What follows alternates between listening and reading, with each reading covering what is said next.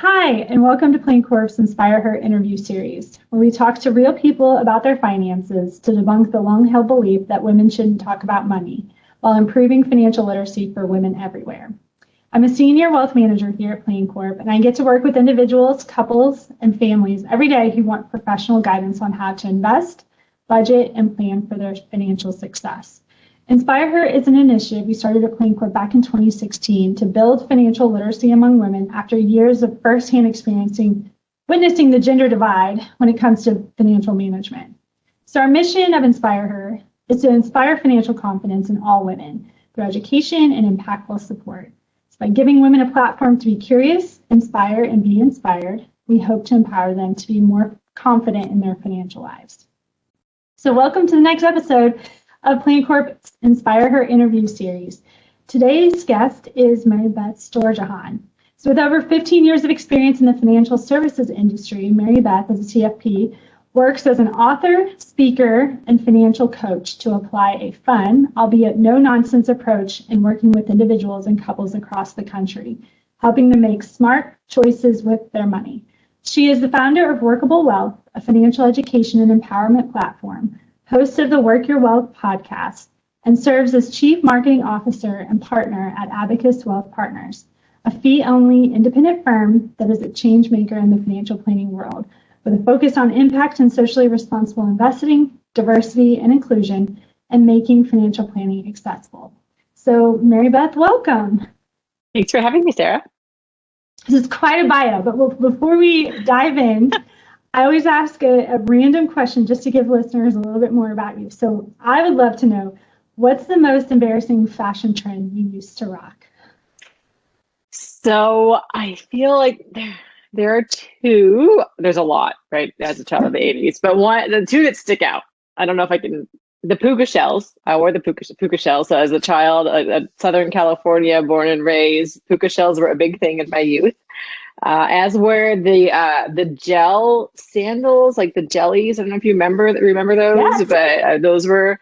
I think they're making a comeback now, but I consider those embarrassing. But I think I've seen them, so those were just not ideal. They're not comfortable, but I know all of the girls had them when I was growing up. So I'd say those are probably two of the embarrassing ones. There's a lot of them. I had a permed hair. It looked like a poodle at one point in time. Lots of things. But I had like the big bangs that I would. Oh, the big bangs. Yes, the big bangs. So bad. Yes. But yes, on the jellies, my 1-year-old has little jellies. I was like, oh my gosh, who would have thought these are making a comeback? But yep, everything comes back around, right? You should have saved those jelly sheets. I know. I think so many times. Like chokers are back too, I think. I'm like, they're uncomfortable. Who would have thought? Well, thanks for letting us know. That is great. So obviously your bio told us a lot about you, but I'd love to hear more about you, what you've been doing, your line of business. So if you'd like to share more, I'd love to hear more. Sure. So do you want like the whole story or like the past 2 years story? What would you like? Let's do the abridged version of the whole story. The abridged version of the whole story. Sure. So long story short, in my background, I grew up in a family that just didn't talk about money very often. I always say that we spoke loudly about money in my family as I was growing up. There was lots of heated conversations. And I realized as I got older and as I became a financial planner, that it stemmed from a lack of education around money. My parents were super hardworking people, but unfortunately they didn't have the education around how to hold on to finances. So when it came time I worked since I was 15.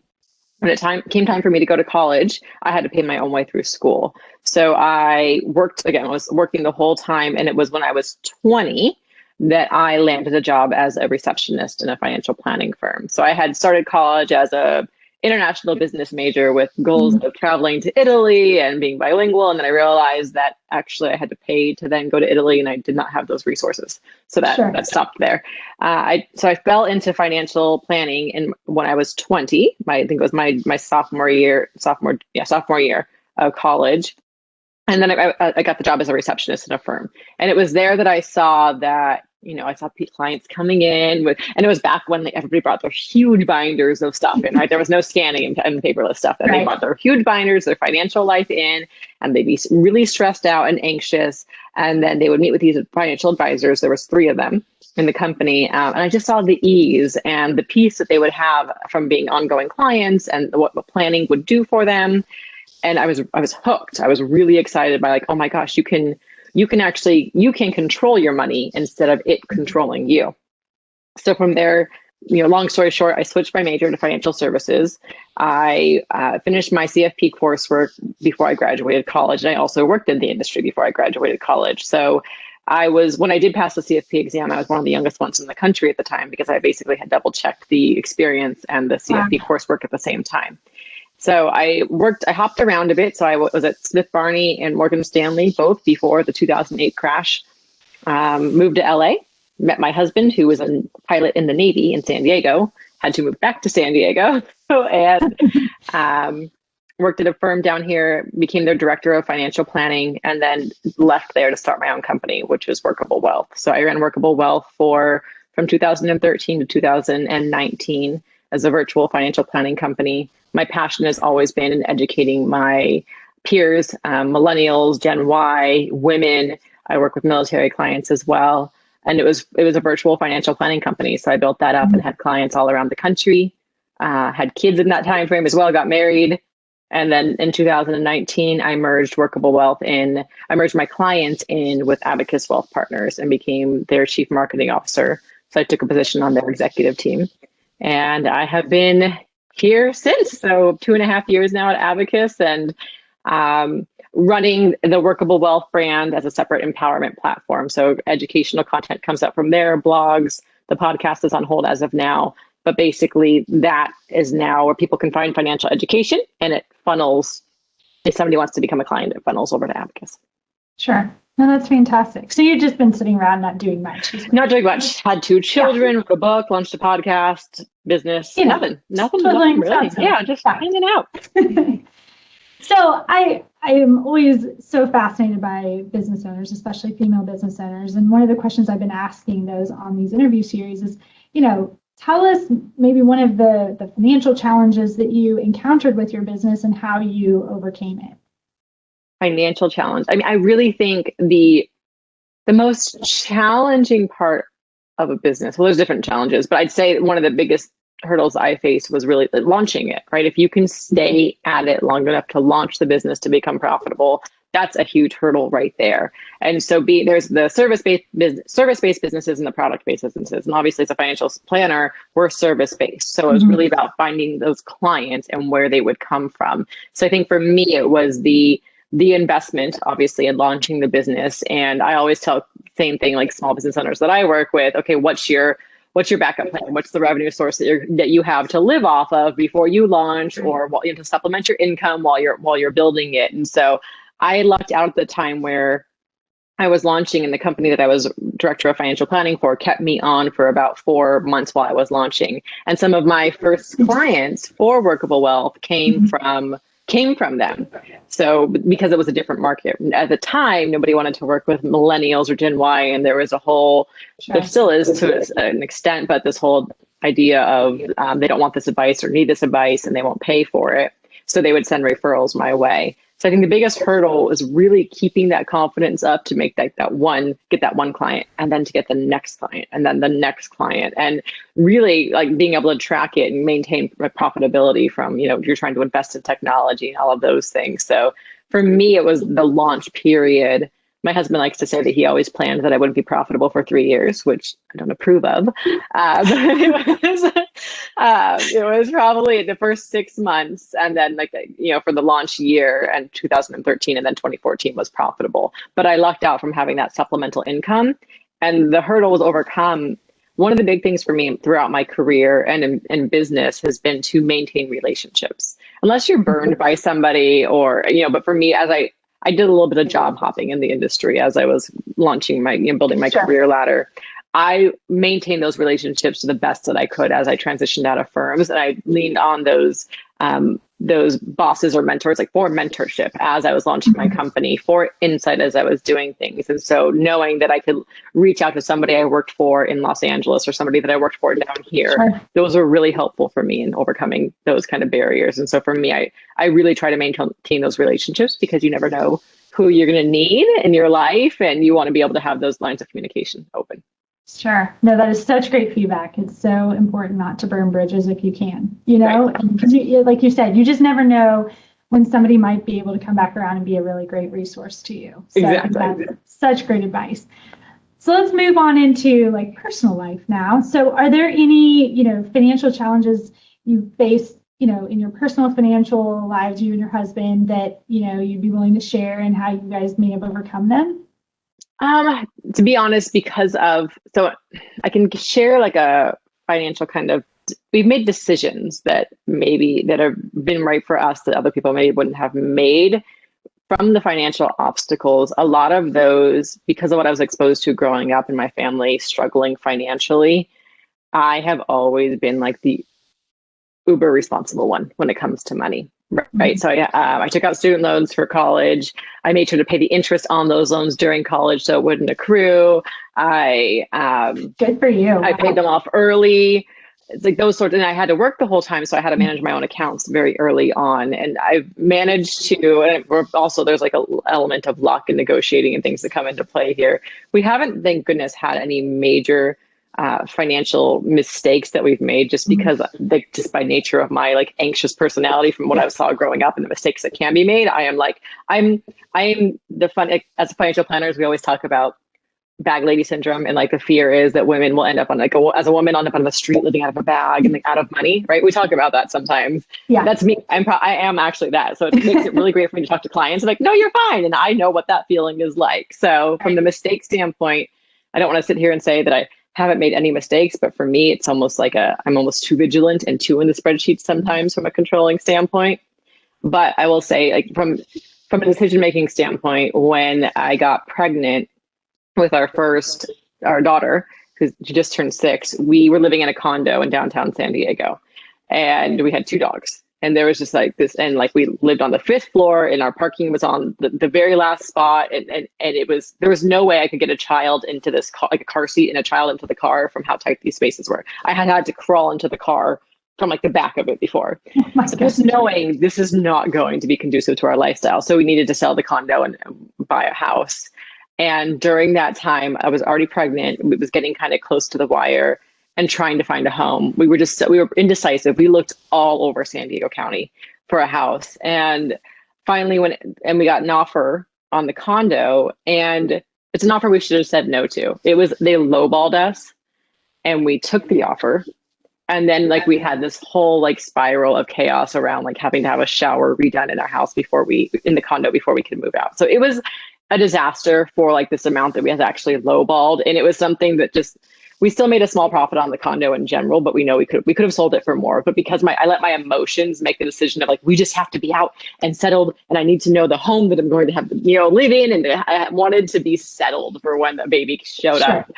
And so I let the emotions make the decision. And so when we still made a small amount, but when we look back, sometimes we're like, oh, that was a painful, we don't necessarily, it was a lesson. It wasn't ideal. And we're glad we made it because we love our house now. But, it was one of those ones would not have advised that to a client, right? If we had that time, it would have been like, don't do, just wait on it, wait a little bit longer. But yeah, so but you were nesting. You were probably nesting. I was totally. I'm a planner. I need to know where what's going to look like. I want to have the pieces in place, and it was getting close to the wire for me. I was doing July. We didn't move until March, and so I was just like, I just want to. Yeah, it was a little. So, anyways, that was probably our biggest that was a mistake. Obviously, a financial mistake that hit our net worth definitely. We just happened to luck out, and then we still walked away with some money on it. Yeah. Well, if that's the worst financial mistake you've made, you guys are probably doing pretty well. But yeah, and we're very lucky. And I would say part of the thing for me throughout my career, which I don't know if we'll talk about this more, but I'm very big on negotiating and asking for your worth. And so that's the difference of running a business, being a business owner. But as I built my career, I realized the very first company I worked for that nobody will look out for you like you look out for you. So I'm like, I will ask for the money. And like the worst that happens is somebody tells you no, right? So I would always advocate for I know I have to be my biggest cheerleader. So I will ask for the money. If they tell me no, then it's a no. And then if I'm really stuck on it, then let me know what I need to do to get to that number. But that also helped us out from a financial standpoint. That's one of the biggest things that I always tell people is always advocate for yourself. Yeah, no, that's fantastic. So I probably can guess what the answer to this question is just based on what you've already mentioned, but I'm always curious to hear how you and your husband delegate financial tasks among the two of you. So I'd love to hear more about that. I run the spreadsheets for sure. So in terms of, I balance the checkbook. I do like the allocate to the savings goals and stuff. We talk about the goals for the year because I tend to be like, we can save all of this. And he's like, how about we enjoy our lives? And so we have to find somewhere in the middle. Of that. Like you're telling me my same story. I get it. Yeah. So we have that balance of talking things out. I run the day-to-day kind of numbers of things, but he keeps it running. So for example, we just got a HELOC. He managed the whole process. He does all of the paper. So in tax time every year, he gathers all the documents and submits them and those sorts of things. And I kind of review, or I'll like nag him sometimes and he's like, let me do it. But otherwise, for like big stuff like that, when we refinanced our mortgage, I let him handle the whole project managing it all. He handles all of that stuff for gathering the data, logging into things. So it works out really well. And I feel great because I mean, we have clients, nobody really likes preparing for taxes and he just takes that on and so carries it through. So that's kind of how things have been divvied up is that I balance the kind of checkbook or the spreadsheet every 2 weeks. I look at it. And then and then if we have big expenses, we talk about stuff to do. Obviously we come together. And then he handles like the big project type stuff, or like, putting accounts in the name of the trust, those sorts of things. He handles those ones, which is really nice. Yeah, that's fantastic. It sounds like whatever system you guys have in place is clearly working for you. So it works. I always, and so he it's funny because we were just the other day, I was doing the spreadsheet and kind of moving some stuff around. He stands over my shoulder and I'm like, why are you watching me? I'm like, I got it. And so it gets like a little, so I'm like, you're just watching me put numbers in a spreadsheet. So, so I think that's like one of the things that's funny is like, sometimes he's like, let me do it. And I'm like, no, I have a system and then I have to teach you my system. And so I'm like, but I know, which is funny because as like a financial planner, we do have our own financial planner as well. I should say that also. We actually have our own outside financial planner because I'm a big believer on if anything happened to me, if anything happened to him, we need that outside resource. And for even for me, when it comes to making decisions, again, going back to like that anxiety, it's nice to have this, like, this is a friend and our financial planner who is like, you're fine. It's going to be fine. The same stuff we tell clients. It's nice to have somebody else to tell me that and to not have to convince myself. So so that works great too, having the financial planner. Yeah, that's a great idea. Yeah, I was actually just telling a colleague earlier today that she was saying she runs everything in the financial household as well. I was like, yeah, and I preach all the time to clients on how important it is for both spouses to have a good understanding. I was like, my poor husband doesn't even know how to log into the bank account. I'm like, I've got to live by the words I tell clients all the time. So good for you for actually doing that. I mean, it ebbs and flows, I will say. I was like, we need to make sure that our executor has the accounts. Like, it's hard when you're helping and coaching clients on their lives. Sometimes you forget, like, oh no, there's these things we have to do for ours too. And it's you're like, oh yeah, this is a lot that you have to do. It's not like we're asking our clients, we're like, this is in your best interest. And then, even for us, like we just got our HELOC. And our financial planner has been nagging us for like 2 years to get it. Finally I was like, okay, we did it. But we are like case in point for what we experienced with our clients. Right. Yeah, so funny. And you mentioned that you guys at some points throughout the year talk about your big goals. I mean, do you do that like based on a calendar, or do you just say like, hey, it's been a while, let's chat about this? I'm always curious to hear more about how people actually make that happen, because I think that's so fantastic. I always encourage like money dates or trying to make it fun. But I'd love to hear what you guys do. So, okay, to be completely transparent, we have a monthly money date on the calendar that we blow off every time. We also have a monthly how-to date on the calendar because he's supposed to teach me things around the house that we also seem to be blowing off. We put the things on the calendar, we haven't done them. But the goals that we do, we have a net worth statement that we keep as a couple that he and I can go in at any point in time, which is mostly me because I always check our net worth, that we can go and update the account values. And he created a goal tracking spreadsheet for us. in terms of, so at the end of each year, we set our goals for the year in terms of like future/retirement savings, college savings, travel, donations. We basically think through anything like family assistance, all of that. We have, we talk through and set those goals at the end of each year. And then he created a tracker where each time we deposit towards the goal, it gets logged in there. So he actually goes through about once a month and we'll log the transfers. And so we can tally up to see like what percentage we are towards the goal. Right. So we probably revisit. So we talk about it monthly. We're kind of talking to see if we're on track or not.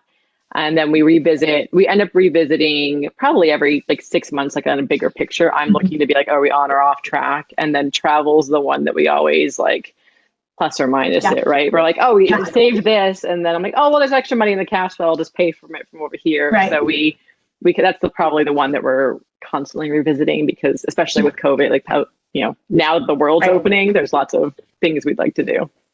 Yeah.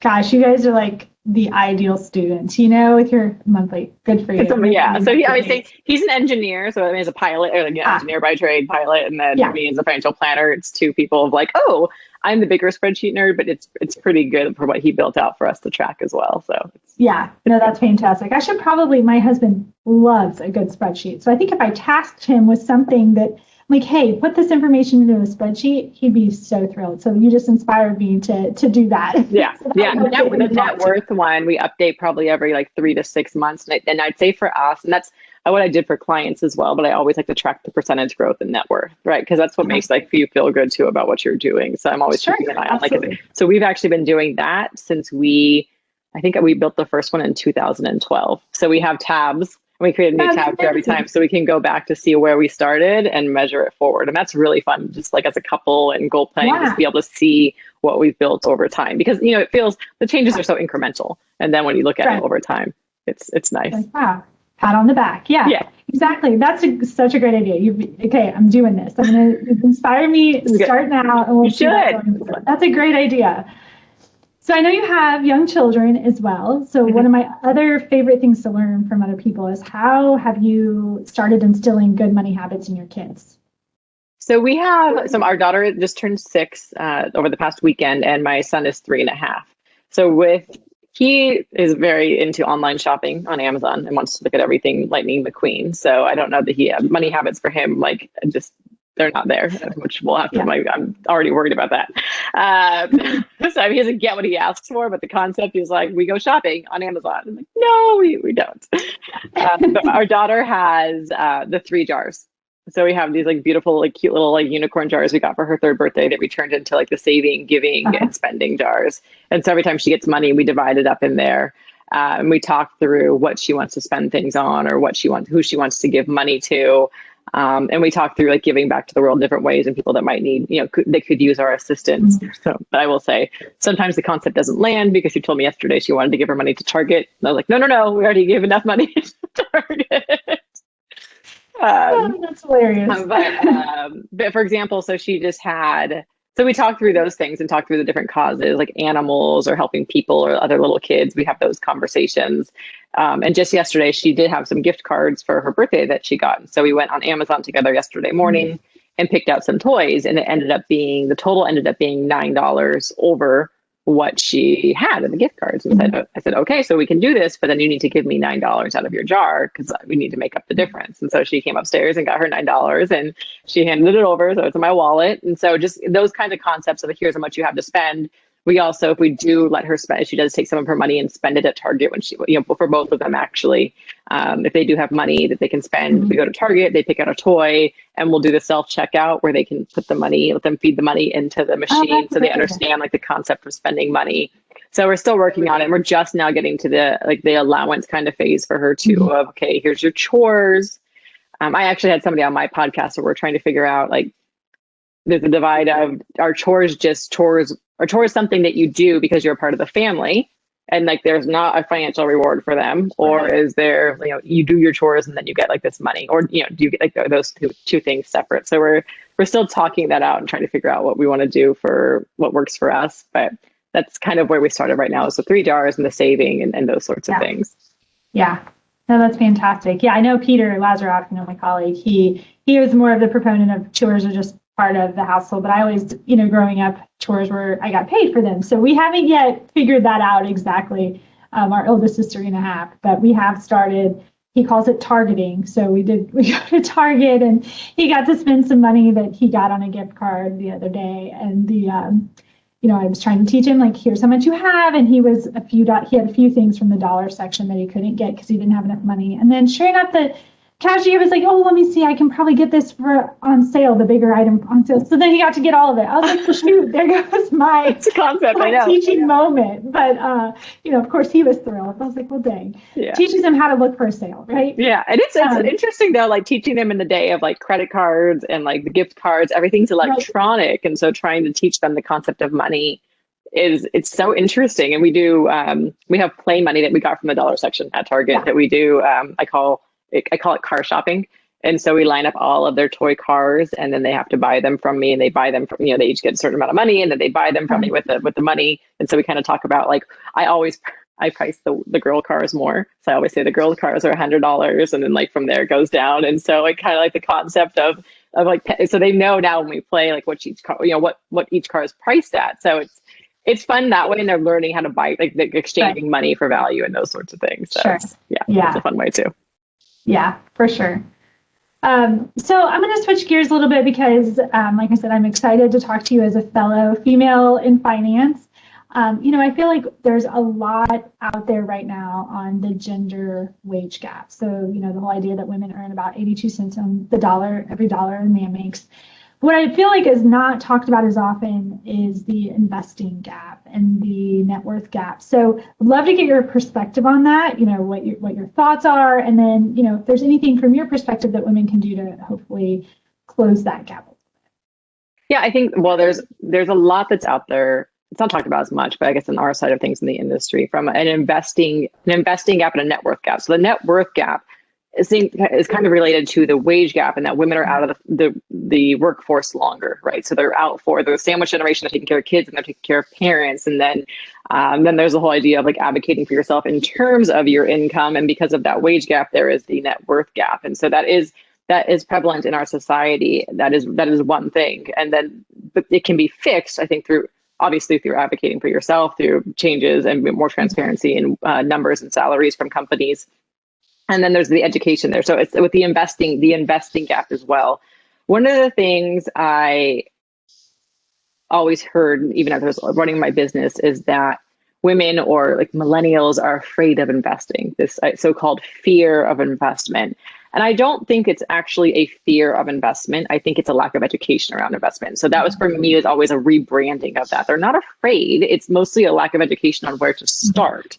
And I think it has to become a less taboo topic. And I love knowing how I launched my company, and the women that are out there now. I follow some of these women on Instagram and who are on TikTok finance, right? And like the way that they're empowering the next generation to, making money fun and sexy and all of that stuff. And I'm like, go you. I'm tired now. I have young kids, but like I'm so glad to see the next generation picking this up and keeping the energy going. For sure. It's an education gap, though, and I think like that's the biggest thing. And I think women, for me, the biggest thing that I try to say is, when you're looking at this idea of being smart or being good with money, that means something different to everybody, to each of us. That's a personalized thing. Just like our financial goals are personalized, what it means to be smart or to be good with money is also a personal journey. So when I think about being smart with money or being good with money, does that mean that I have to read the Wall Street Journal every day? Does that mean that I need to know the difference between stocks and bonds? Does that mean that my money is like set it and forget it? I trust a professional to advise me on it, and I know like slow and steady wins the race? Or am I wanting to gamble, right, with my money, and I need an immediate return because that's my lifestyle? And for me, I think it starts with defining what being good with money looks like and what it means to you in your personal life, and then taking the steps to build that education level, because the investing gap happens because of the education, and because it's such a complex, like the vocabulary, even as a business owner, the vocabulary, and as investments, the vocabulary is crazy. So I think it's figuring out what works for you, and then doing, working with a financial planner, doing research online, setting some sort of schedule. You do have to be proactive with your money. Unfortunately, that's just how it is. I follow a lot of women, or I see a lot of entrepreneurs who want to manifest more money, having like this great mindset. I think mindset is everything. or mindset is part of it, but if you don't have the skills to actually hold on to the money and manage it, manifesting doesn't do you anything because it's going to all disappear. But for me, it's about education. I think those gaps are really prevalent, and it starts with defining what success means for you when it comes to your money and what being good with your money looks like, and then building those educational tools, whether it's on your own, talking to friends, advocating for yourself, working with a planner. I think even our roles have evolved in relationships over time with money. You know, I found myself, even as a financial planner, I'm coaching my clients on how to negotiate salaries and what to ask for and analyzing job offers, right? Mm-hmm. Which is different than I think where our industry started, which was, selling products and that evolution. So, but yeah, it's a layered effort, and it's one that women have to be proactive on, and one that it doesn't have to be as intimidating. I love getting a group of women together to talk about money. That's what lights my soul up, because I hate having, it's a room of men with the ties and it's so buttoned up, and money does not have to be buttoned up. The best part about running my own business was working from my house and being able to have clients meet with me from their homes virtually and seeing their houses, seeing their kids, seeing the chaos running around. I'm like plopped up on a dinner table, and there's, it's just, you're so much more a part of their lives. And that's how I want money to feel. Just kind of like it's chaotic, but you're just laid back and so much more relaxed. So that's kind of how I approach it. Yeah. Well, I loved, so in the description of your book, which I want to give a shout out for your book. So Work Your Wealth, 9 Steps to Making Smarter Choices with Your Money.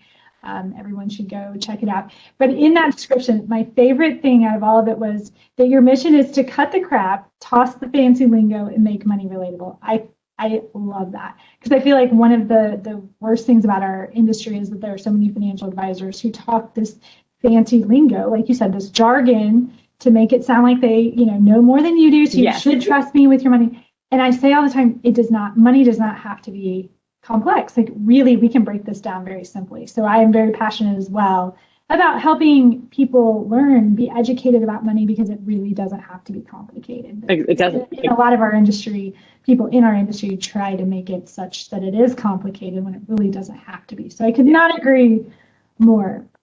And I don't know if you saw, there was a study, it was actually released earlier this year. It was called Fearless Woman, Financial Literacy and Stock Market Participation. So they basically had a financial literacy test that they gave to men and women. One version, it had a choice of I don't know, and then another version, it didn't. And so when that option of I don't know was there, women tended to choose that more frequently than men.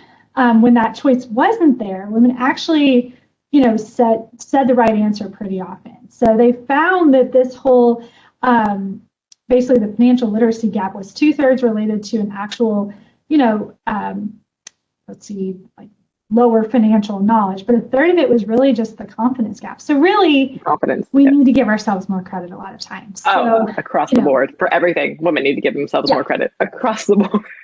Yeah, for sure. I couldn't agree more. So, and women make better investors in general. I mean, that's all the studies say that too. Women are more likely to stay the course during market volatility. Right. When it comes to taking the advice and not the behavioral side of it, women are better investors than men. Yeah, I know.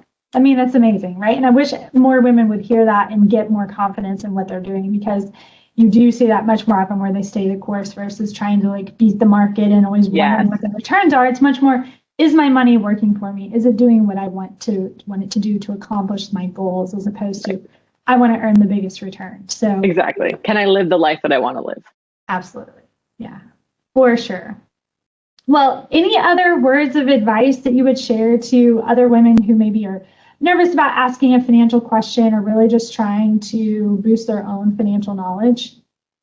I think one, asking about how your financial planner is compensated, right? I'm sure you've probably talked about this quite a bit, but the fiduciary component is really important. Understanding that your planner is working in your best interest. If you are looking to hire somebody, is the number one rule across the board. Make sure you understand how the person is compensated, because if they're compensated based on products, that's different than if they're compensated based on the advice that they give you. So I'd say that's probably the number one thing. But again, just getting started. I think there's the mindset, there's a lot of overwhelm, there's a lot of shame and anxiety around money. I've noticed that throughout my work over the years. Women feel there's a lot that they carry when it comes to money, even if they're, so I'm the breadwinner in my family. And so there's a sense of, anxiety and commitment that comes from that. And then if the woman is not the breadwinner, there's also a sense of like insecurity and dependency and things that come with that. And so there's a lot of feelings and complexity that comes with money overall. And just getting started to have those conversations, understanding, if you're not involved in the household finances, what will it take for you to get involved? And how do you not defer? And what's the backup option if your partner is not there? I think is really important also. And then if you are involved in the household finances, like why are you so involved? What are you hoping to accomplish with your money? I've found that a lot of action with money, either way, if it comes to building your financial knowledge or making a change, you have to be really clear on what you're trying to accomplish. Budgeting for budget's sake or saving for saving's sake is not exciting to anybody. And so you need to know what you're working towards. The more excited you are about the goals you're working towards achieving or the life you want to live or how you can align your money with your values, that's what's going to impact and influence your education and your commitment and the actions that you're taking towards that. So I always say, obviously, understanding your values and your goals and keeping those like on a refrigerator or in mind to revisit over and over again, that's what keeps you on course. Sure. No, I couldn't agree more. Okay, final question for you. I love this question because I feel like it can be very telling. So what is your first money memory? Ooh, I was thinking about this one, and there's one that always pops up, and then I think that's not my first money memory. And so I think my first money memory is my grandparents' house. We would walk in and there was always like this ginormous, almost like an Arrowhead bottle, but like it was a glass bottle that there was just tons of change in there, just like right in the front, like pennies and quarters. And so all of the kids around the holidays, like it was like they would play, the adults would play cards, this game called Put and Take for Italians. But the kids would then play, we would take all the money, we take money out of the jar and then we would play like our own card games. And so that's one of my first memories is like always like just my parents or my grandparents and like this huge thing of change that all the kids would always play with. And we'd try and like pretend we were playing poker or betting and things. And so that was probably my first exposure to money, just like my cousins and my family playing with change with the kids. Yeah, so. That's a great memory. Yeah. Well, Mary Beth, thank you again for participating in the interview. It's been so great to talk with you. You have so many great things to share and great ideas. So I cannot thank you enough. Thanks for having me. Appreciate it.